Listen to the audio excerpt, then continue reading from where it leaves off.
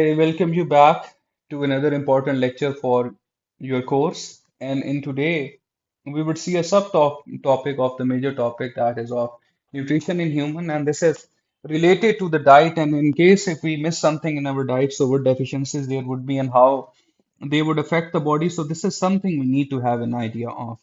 Now, if you were to see this word balanced diet, so the diet simply mean what we eat in our daily life. But eating in our daily life is not important. We have to be making sure that any of the food groups that make our diet, so they have to be eaten up in the correct proportion, so that would ensure a healthy lifestyle. And if this is not attained, then this would lead to the problems. Among the major food groups that we have eating in our daily lives, it would include the carbohydrates, we have proteins, and there would be these lipids or the fats coming up. And then there would be these vitamins and the minerals, and at the same time, there would be these dietary fibers coming, and we can never neglect the importance of the water as well. So, if we eat all of these things, or we ingest or take up all of these things in the correct proportion, so this would make the balanced diet, we say. Now, if I were to take you to the multiple food groups that we have, the functions that they perform, and the major sources that we have got. So, if you were to see here, I have got this carbohydrate with me, and this carbohydrate is a major source of energy. Like this would be utilized by the mitochondria in aerobic respiration, and we would release energy out of it. And the sources of these carbohydrates, they are the bread and the cereals and the pasta, rice, and the potatoes that we have got. For the proteins that we have, so it would be important for the growth and the repairing situation. For the growth, you know that this is a permanent increase in the size of an organism. And if we talk about the repairing thing, so the repairing simply means that whenever we do some work in our daily life, then some part of our body it would be getting damaged. So we would need to be bringing about the repairing of that. And thanks partly to this protein present, that it would be helping us for the repairing thing. And the major sources of the protein are the meat, fish, eggs, the pulses that we have, and the nuts that we have got. For the lipids coming up, so they are important in terms of acting as a biological insulator and also as a source of energy and the store of energy as well. By the insulation, what we mean is that this lipid would be deposited under the skin, and over there it would prevent the loss of heat. Among the major sources that from where we get the lipids, so it is butter, the oils, and the nuts that we have got. Moving onward, if I were to talk about the dietary fiber, so this dietary fiber would provide, you could say, a kind of the bulk thing for our small intestines. And when the small intestines, they would be pushing the dietary fiber, so they would push the food along the alimentary canal, and by that we would not get constipated. For the sources that we have for the dietary fiber, so you are required to be eating the vegetables and the whole grains. The vitamins and the minerals that we have, so they both are required in very small amount. And if we habitually are eating the fruits and the vegetables and the dairy products, so these vitamins and the minerals requirement would be filled for our body. We will see in a while that what role vitamins and the minerals they have in the body. And the water overall, it does not provide you with any of the energy, but since this is required for the major chemical reactions that keep on taking place in the cells. So that is why the water again is important in a balanced diet. And you see, simply the water we can intake is by simply drinking the water. But if we take up some juice and the milk and the fruits and the vegetables, so we also get the water out of the food as well. Now here comes the table that where in our body the vitamin C, the vitamin D, the calcium and the iron they are required, and in case if we have the deficiency of them, then that what problem it would render to our body. So vitamin C, this is required for making up of a protein, and the protein is the collagen protein. And this is so important protein, like we use this protein to be making the skin, the hair, the gums, and the bones. And if some person would have the deficiency of the vitamin C, so they would suffer from the scurvy problem. Of the major sources that we have got from the vitamin C, it would be citrus fruit, the strawberries that we have, and the green vegetables that we have got with us. As far as this vitamin D has to be concerned, so this actually is important for the absorption of the calcium. Like we are aware that this calcium is important for making up of the stronger bones and the teeth, but if we don't get it absorbed properly, then this is a problem. So vitamin D is doing that. And how come we can get the vitamin D? So we can get it from the fish, the eggs, the liver, the dairy product, and this is also made naturally when we are exposed to the sunlight, but for a brief period of time.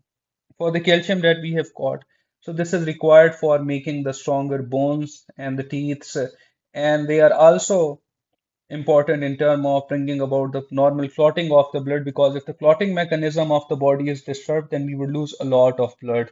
And at the same time, the pathogens, they would get an entry into our body, and this would be a problem for me. If I were to tell you about the deficiency of the calcium, so if this would be there, so it would lead to the osteoporosis, where the bones of our body, they become very soft and fragile. Among the sources that we have for the calcium, from where we can get it, so you have to eat, take the milk, you need to eat cheese, and then also the eggs. And if I were to tell you about the iron, so the iron makes the major protein in the red blood cells, and that is the hemoglobin. Like, this actually does not make the hemoglobin protein, but is a part of the hemoglobin protein that we have in the red blood cells. And this iron is actually something that binds with oxygen gas and then would allow the hemoglobin to be carrying it around the body. If you were to have sufficient iron in your diet, so you need to be eating red meat, the liver of the animals, and then you are supposed to be eating the leafy greens, the vegetables, and these green vegetables that would include the spinach.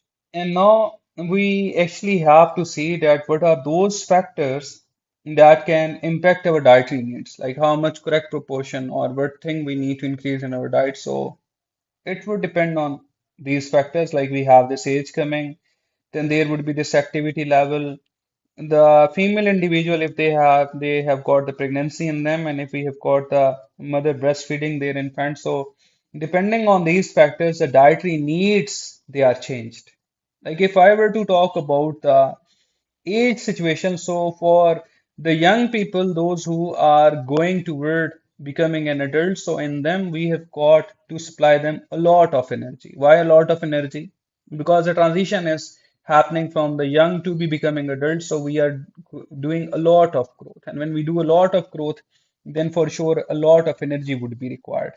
At the same time, when we intend to be talking about the children's that we have, so we need to be adding more of the protein in their diet. And again, the situation is that since they are increasing the size and the mass of their body, so that is why for the growth thing, again, this protein is required. So the kids, they actually have got a more need of the protein compared to the adults that we have. But alternatively, as we age, like we go from beyond the age of the adult, so with an increasing age, our requirement of the energy would for sure would go down. And then and the other thing is activity level. Like, you were to see that the people, those who are very active, like the athletes, if we talk about, so they are doing a lot of work in their daily life. So for them, we have to be providing a lot of energy in their diet. Why? Because they are more into making their muscles into the work, and the muscles of their body, they are contracting and relaxing. So they have to be doing a lot of respiration for that. So that is the reason we have to be providing a lot of energy to our body if our activity level is high. If I were to talk about the female individuals, those who are in their pregnancy, so you see that not only they have to support their body, but at the same time, they need to bring about the growth and the development of the fetus. And by the word development, what we mean is that as the uh, growing baby, it would become, you could say, complex in terms of the development of the internal organs. So you see that we have to be providing a lot of energy to them.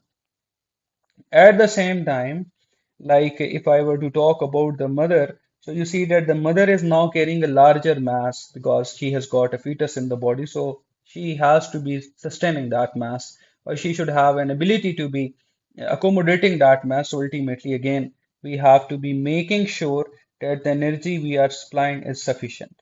Now, again, the situation is that we also have to make sure that these pregnant women, they should get a lot of calcium and the iron as well. Why calcium? So that they can help to build the bones and the teeth of the growing fetus. And why we require a lot of iron? So that she can be making more of the red blood cells, because not only she has to supply the oxygen to her tissues, but also to the tissues of the growing fetus. Now, for the mothers, those who are breastfeeding their infants, so we need to be increasing the energy requirement, and we have to provide them with the calcium because calcium is a major component available in the mother's milk. And if we want to make sure that the mother milk is of high quality, so for the breastfeeding woman, the calcium has to be increased. So this is how the various factors that we have got and how come the dietary needs they are changing. And now let us try to see that if we have the deficiency of the vitamin C and if we have the deficiency of the vitamin D, then what problems they would have on the body. So for the scurvy, you need to remember is that from the C word that we have in the scurvy, that when there would be the deficiency of the vitamin C, so you would suffer from the scurvy. And whenever there would be the deficiency of the vitamin D, so the people they would suffer from the rickets. Now, what scurvy is, as I have said, that this is due to the vitamin C deficiency, and if the person they have got a severe lack of the vitamin C in their diet for the total of 3 months, then they would start showing these symptoms, by which the doctor would get an idea that what deficiency is causing it. So if there comes a person and he has anemia, like there is deficiency of the blood in them, the red blood cells in them actually, and if they remain exhausted most of the time, and no matter at any time the spontaneous bleeding it start to happen from the mouth, and if they feel the pain in the limbs and the swelling in their limbs, and the most appropriate symptom of the scurvy is the gum ulceration, and if the people they start to lose the teeth in them, so this is a clear idea that they are suffering from the vitamin C deficiency. If you were to see this person, so he is losing his teeth, and if you were to see this female individual that we have got. So we have got the ulceration for the gums. So this is a clear idea that these people they are suffering from the scurvy.